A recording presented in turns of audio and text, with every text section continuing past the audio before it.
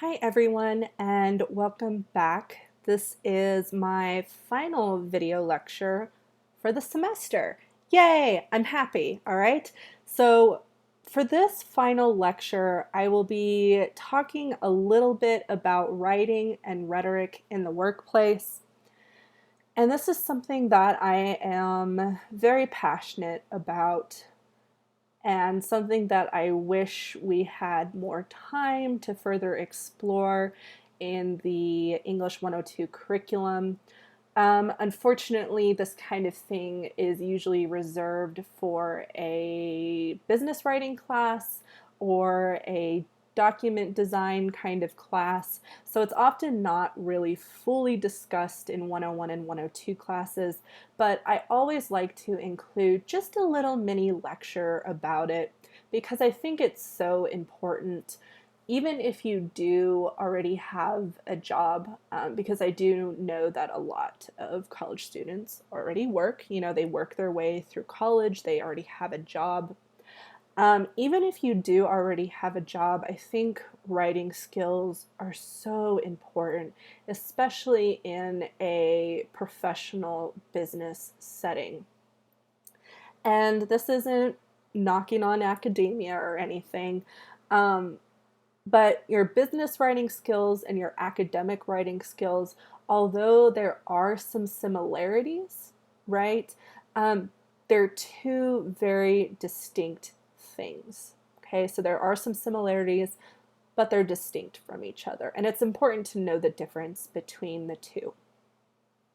Okay, let's start this presentation here.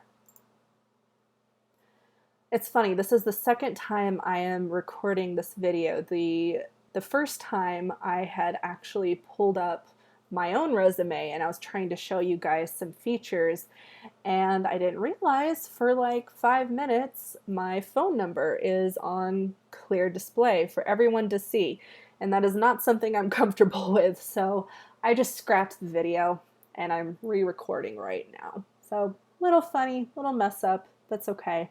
So writing effectively and professionally is a skill that goes beyond the college classroom, as I'm sure you know.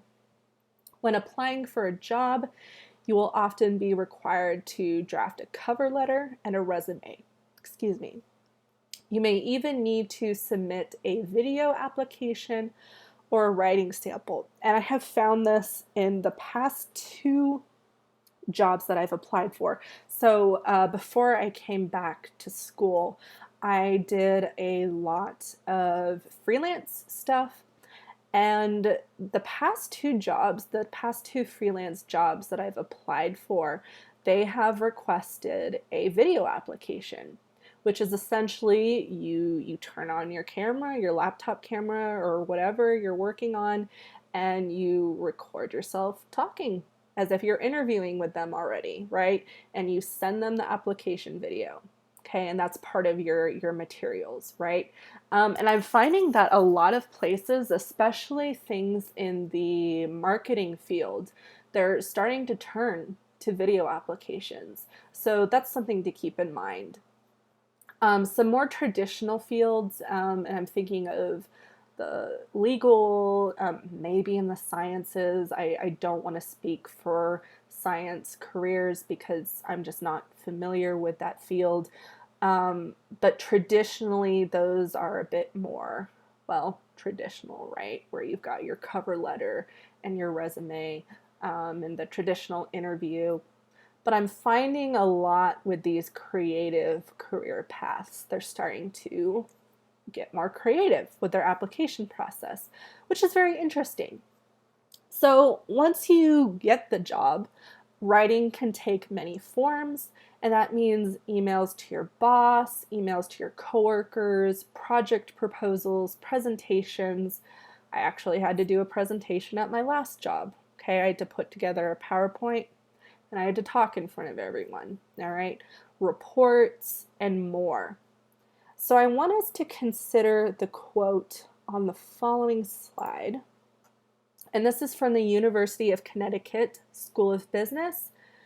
Business people who never expected to be doing much writing find that the internet forces everyone to exchange written messages. Poor writing reflects badly on us, and it limits the influence we can have on others. Excellent writing correlates with the ability to think well, analyze, make decisions, and persuade. In other words, people form impressions of you based on your writing, okay? And that means that you always want to be professional and put your best foot forward by adhering to best workplace practices, by adhering to best professional practices. And this is especially true when it comes to putting together documents and materials such as job letters, resumes, references, and writing samples. And I also want to extend this into your college careers as well, and your interactions with your peers, as well as your professors and instructors. It often shocks me at the amount of students who are just not polite in emails, right? I'm fortunate that everyone in my current situation and all my classes have always been very polite. But that hasn't always been the case, right? And I think there is maybe some disconnect there where, we think, okay, email, right? I don't have to be professional, or it's just like I'm texting, right? But especially when you're communicating with your colleagues, and again, professors and instructors, maybe your fellow peers who you have a professional relationship with, it's always important that you are paying attention to how you come across, both in your writing and in your communications with them. Okay, so I don't want to go through each professional document one by one. For starters, it's already listed in your textbook, and I don't want to just keep repeating what is in the textbook. You should be reading that. However, I have posted some supplemental readings to our web campus page. Particularly, I would like you to focus on the basic business letter formatting, and I'll go over that in a minute. And I say this because for Project 4, you are required to write 3 letters, okay? And they should be in business letter format. So I'll go over that in a minute. There's another article on what your resume should look like in 2020. And there's also a PDF file for email etiquette when writing to a professor, and I added my own little thing on there, or an instructor. More often than not, you will probably have a TA in some of your classes, if not most, okay? Teaching assistants, they still deserve your respect, okay? All right, so for professors and instructors, you do want to make sure that you are being respectful in your communications with them. Okay. So let's exit out of here real fast. So let's look at the basic business letter. And I have linked to this on Web Campus. And I'm going to scroll down here. You can feel free to read all of that. Let me close out of here. Okay. So if you can see my screen here, and I realize this is not the biggest screen, but this is what your business letter should look like, okay? If you don't feel comfortable providing your own personal address, make something up. I don't care. You don't have to give me your address. I realize that can cause some privacy concerns. That's fine. I don't need your address. And you don't need mine either. But this is how a business letter should look. You've got single-spaced. You've got these nice paragraphs here.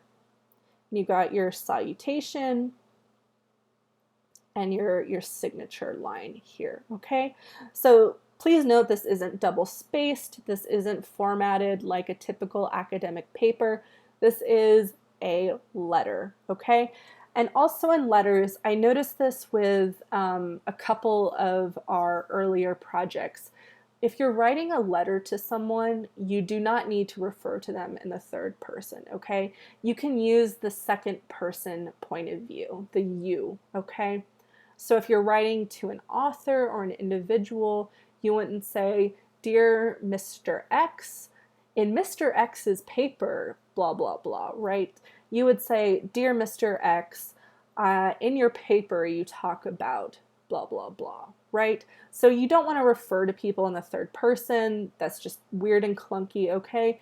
In a letter, you can refer to people as you. Use the second person. Okay, so I'm not going to show you my resume this time. That was very awkward. I want to quickly jump over to the extra credit assignment that I sent out last week, and this is creating a visual resume. And I wanted to just take a look at these different samples, and I wanted to make a quick note about a couple of these, especially the ones that use pictures. And I just want to say, in my own experience in applying for jobs, even the ones in the more creative field, so just to give you some context, before coming back to school, I did a lot of freelance work, creative writing, that kind of thing. Creative writing, marketing, sorry, that kind of thing. And I never felt comfortable including my pictures and resumes. And it might not be entirely appropriate for certain fields, especially the more conservative ones. So if you're going to work at a bank or a lawyer's office, right, probably don't send them your picture, okay? A little weird.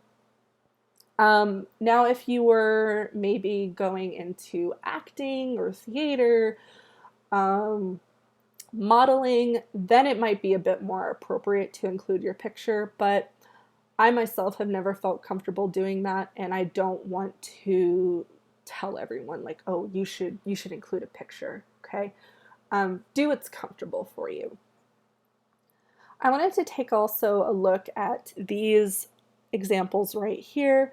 You can see that the people who are creating these resumes, they have made use of color, they have made good use of the page, all right? There's a lot of nice white space here. They use some good bullet points, all right?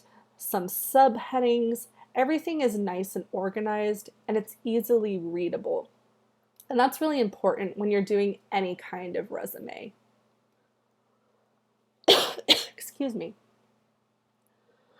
I really liked this resume down here, the senior accountant one. If I were applying to an actual accounting job, though, I might get rid of this logo here. I think it's a little much, okay? But without that logo, I think this would actually be a very good professional resume, okay? It's very conservative. This person is not using bright colors. The layout is still fantastic. And we're using a very professional font, okay? So without the logo here, I think this is a very nice, clean, professional resume. This one might be good for someone who's doing graphic design or web design. Looks pretty good, it really pops, but maybe not if someone were applying to work at a bank, right, or a lawyer's office. It's a little much, okay? So if you have the extra time this week, I would highly recommend you take advantage of this extra credit assignment.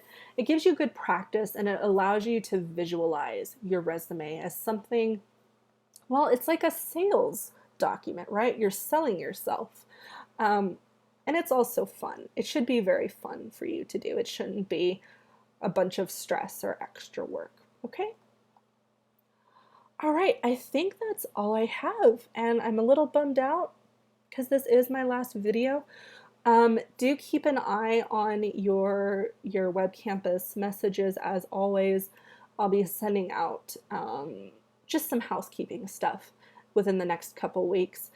Please get started on Project 4 if you haven't already, and do let me know if you have any questions on that.